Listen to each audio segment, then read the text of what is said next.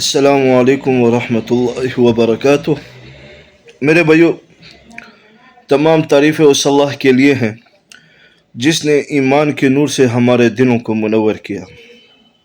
میرے بھائیو، اللہ رب العزت نے انسان کو کامیاب بنانے کے لیے اپنے حبیب سرکار دو عالم صلی اللہ علیہ وسلم کا راستہ چنا۔ لقد کان لکم فی رسول اللہ اسوۃ حسنہ، جو اس طرح زندگی لائے گا۔ اللہ نے آپ علیہ السلام کی زندگی کو نمونہ بنایا ہے۔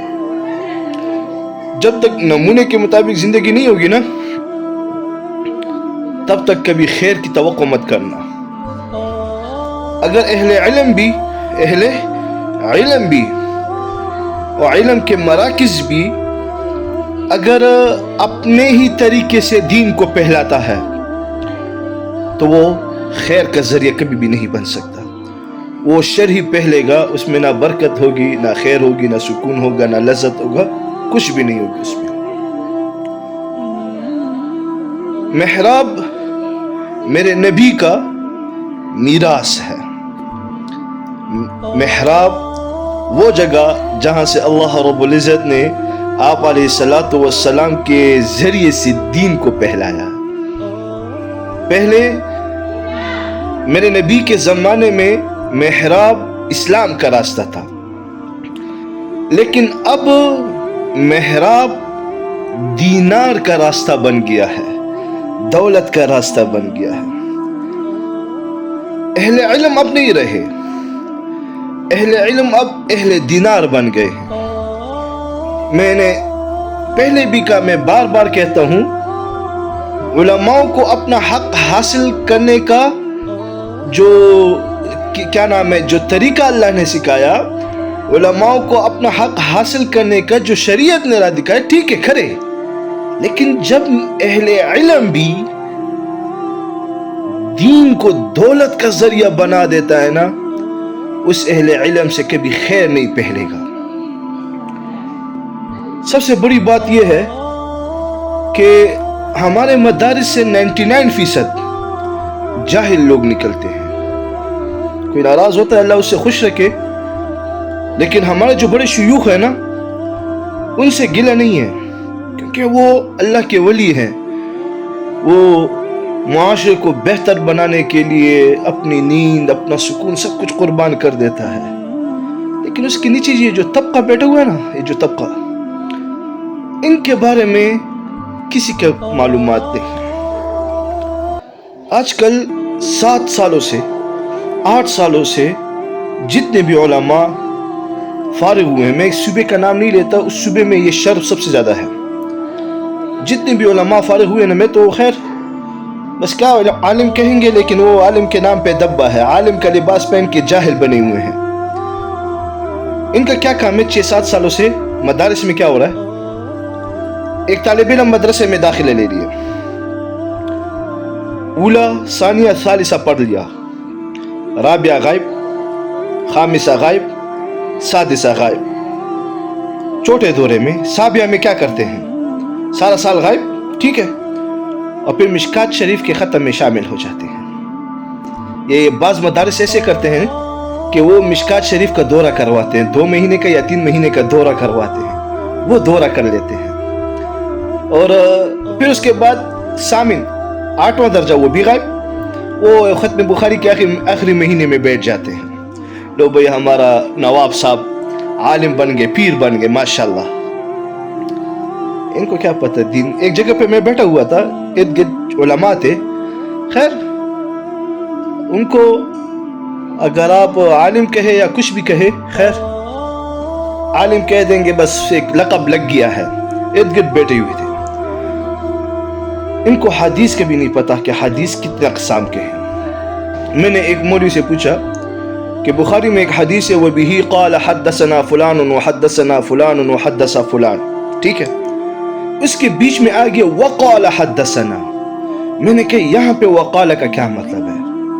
میں نے کہا دیکھو، اوپر بھی حدیث گزر گئی، اوپر بھی حدیث گزر گئی، کہیں بیچ میں وَقَالَ دوبارہ نہیں ہے۔ ایک دفعہ وَقَالَ اوپر آیا، وَبِهِ قَالَ حَدَّثَنَا فُلَانٌ حَدَّثَنَا فُلَانٌ، سلسلہ جاری ہے، لیکن یہاں پہ دیکھو اوپر وقالہ ہے، لیکن حدیث کے بیچ میں پھر وقالہ آ گیا۔ پتہ نہیں. میں نے کہا شیخ صاحب نے نہیں پڑھا ہے؟ کہتے پڑھایا ہوگا.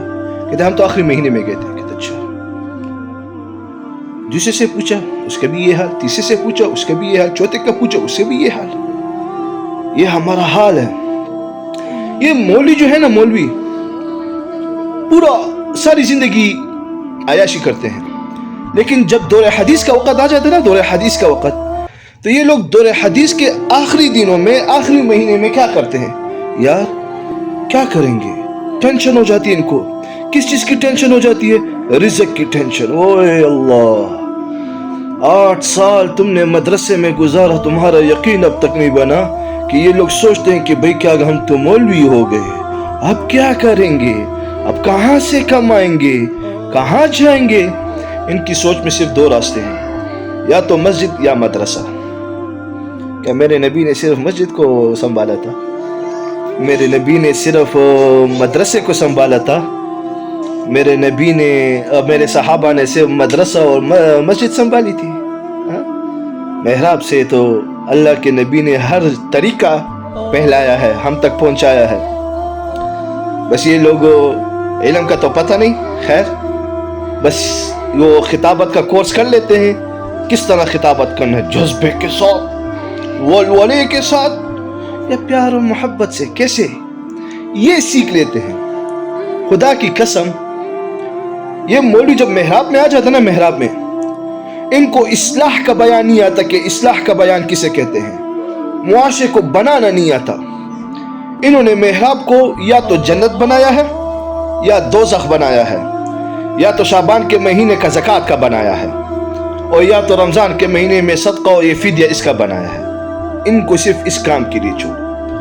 کئی مساجد میں گیا ہوں, یہی مولوی لوگ خطابت کے لیے جمعے کے دن بیٹھ جاتے ہیں نا, شروع سے آخر تک وہ ایک ہی بات کو ریپیٹ کرتے ہیں, ایک ہی بات کو بار بار ریپیٹ کرتے, کوئی نئی بات نہیں ہے, ایک ہی بات ریپیٹ آئے گی. یہ کام کیا تو جنتی ہوگے, یہ کام کیا تو دوزخی ہوگے, زکوٰۃ دو, اللہ کی راہ میں زکوٰۃ نکالو, مدرسے کو زکوٰۃ دو, اور طلباء پہ زکوٰۃ دو. او اللہ کے بندے, زکوٰۃ تو سب سے پہلے اپنوں میں ہوتی ہے, اپنوں میں جو غریب ہوگا اس کو دیا جائے گا. قرآن میں بھی کئی دفعہ یہ ہے. ہاں, تم کیسے کہہ سکتے ہو کہ بس یہ راستہ دو؟ ان کو زکوٰۃ کے علاوہ کچھ نہیں آتا, صدقے کے علاوہ کچھ نہیں آتا. محراب کو دینار کا راستہ بنایا ہوا ہے, قائد اعظم کا راستہ بنایا ہوا ہے. خدا کی قسم, یہ مولوی نہیں, مولوی لوگ, ان کو جب پتہ لگ جاتا ہے کہ یہ بندہ جو ہے نا حاجی صاحب پیسوں والا ہے, خدا کی قسم 99% یہ مولوی لوگ نہیں ہے پیسوں والوں کے آگے اس طرح جھکتے ہیں, پیسوں والوں کے آگے. لیکن جب غریب ہوگا نا, اس کو وہ ستارے دکھا دے گا کہ یار آپ کی سوچ بھی کام نہیں کرے. یہی مولوی لوگ خدا کی قسم پیسوں کے اتنے بھوکے ہیں کہ ان سے بڑے بھوکے اور کوئی نہیں ہو سکتے. یہ اتنے بھوکے ہیں پیسوں کے. ایک مولوی کو عمرے کے لیے جا رہا تھا, میں کہوں یار اگر کسی کو عمرے کی سعادت مل گئی نا, خدا کی قسم میں کہوں گا اس سے بڑا خوش نصیب کون ہوگا, جس کو عمرے کی سعادت مل جائے, اس سے بڑا خوش نصیب کون ہوگا. جب اس مولوی کو عمرے جانے کی سعادت ملی تو اسے ڈر لگے کہ میں عمرے کے لیے جاؤں گا, میرے محراب پر کوئی قبضہ نہ کرے. اس نے اپنے عمرے کی ٹکٹ کو کینسل کرنے کے لیے بھی بات کر لی تھی کہ میں عمرے پہ نہیں جاتا. جب عمرے پہ چلی گیا, مسجد نبوی میں بیٹھا, وہیں سے اس کو ٹینشن پڑ گئی کہ مدرسے میں لوگ آئے ہیں کہ نہیں آئے ہیں. ہاں, اس کو اتنی ٹینشن پڑ گئی تھی. دوسری جگہ پہ مولوی میں ایک جگہ سے مولوی صاحب آئے تھے زکوٰۃ کے لیے, مدرسے کے لیے. تو مسجد کے امام نے کہا کہ تم تو روز آتے, اور خود وہی امام زکوٰۃ کے پیچھے بھاگ رہے. جب ایک مولوی بڑی عید میں 3 قربانیاں کرتا ہے, جس کا اپنا گھر بھی ہے, اپنی زمین بھی ہے, پلاٹ بھی ہے, ایسے مولوی جو سکول بھی چلاتے ہیں, اس کے اپنے اپنے رشکے چلتے ہیں, اور یہی مولوی پھر بھی زکوٰۃ کے پیچھے بھاگتے ہیں. محراب سے ان کو, کسی بھی مولوی کو تم محراب سے اصلاح کا بیان نہیں دیکھو گے. ان مولویوں کو اصلاح کا پتہ نہیں ہے, اصلاح کہتے کسے. ان مولویوں کو بس لوگوں کو ڈرانا آتا ہے کہ اس کو جنت اور دوزخ سے ڈرایا کیسے جائے گا.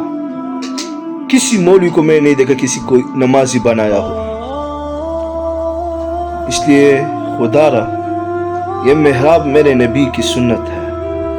یہ محراب یہاں سے میرے نبی نے اللہ اسی اسلام کو پھیلانے کے لیے میرے نبی نے کتنے دھکے کھائے، پتھر کھائے، اپنا وطن چھوڑ دیا.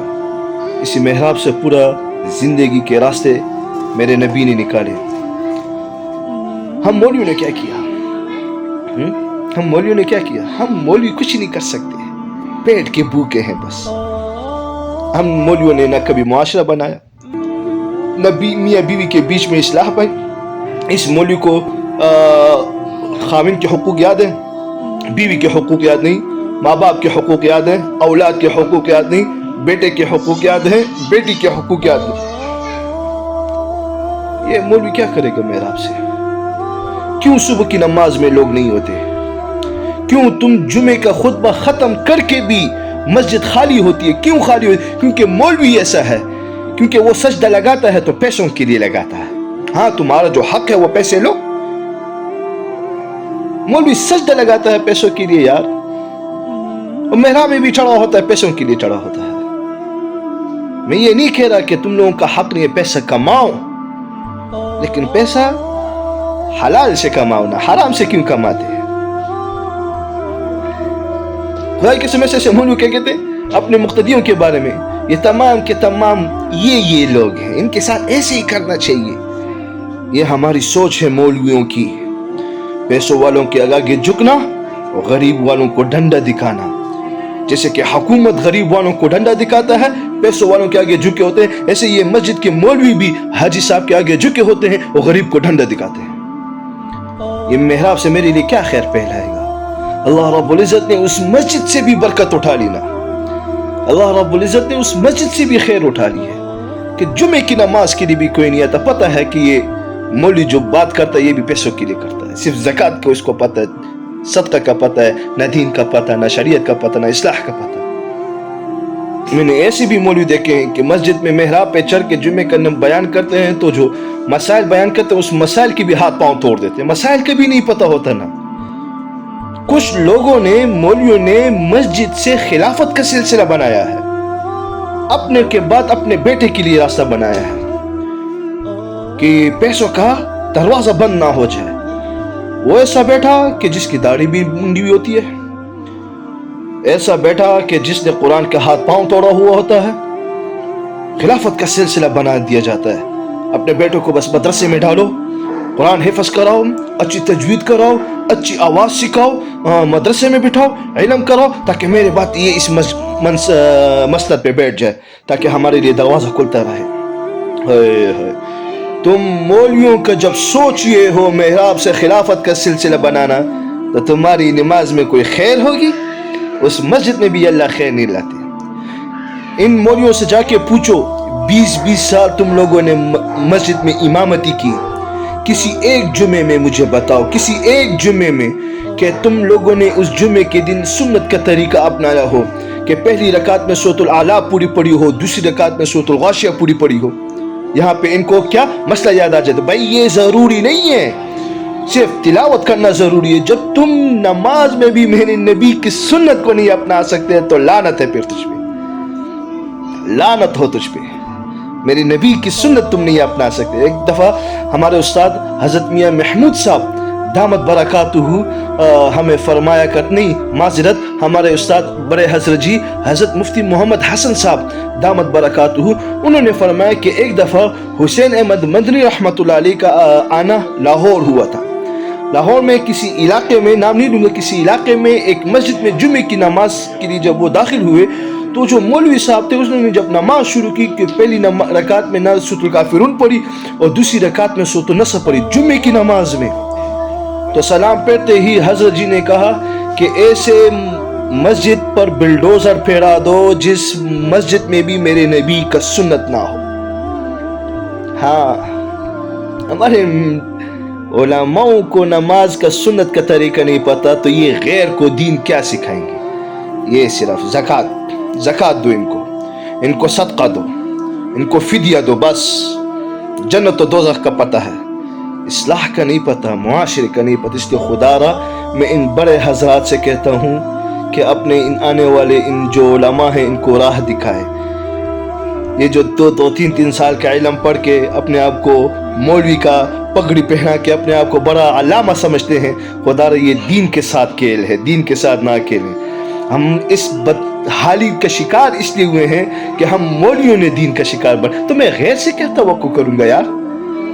میں غیر کو کیا کہوں؟ کچھ بھی نہیں کہہ سکتا میں, جب میں خود ہی غلط ہوں. اس لیے میں تمام سے گزارش کرتا ہوں کہ میری بات کو اگر آپ لوگوں نے میرے ساتھ مناظرے بھی کرنا ہے تو آ جاؤ, دلائل وغیرہ سب کچھ, عقلی دلائل ہو جو بھی ہو سامنے آ جاؤ, لیکن میرے ساتھ مناظرے سے بھی پہلے میری ان باتوں پہ سوچو کہ آیا ایسا ہے کہ نہیں ہے, پھر اس کے بعد میرے پاس آنا. ٹھیک ہے؟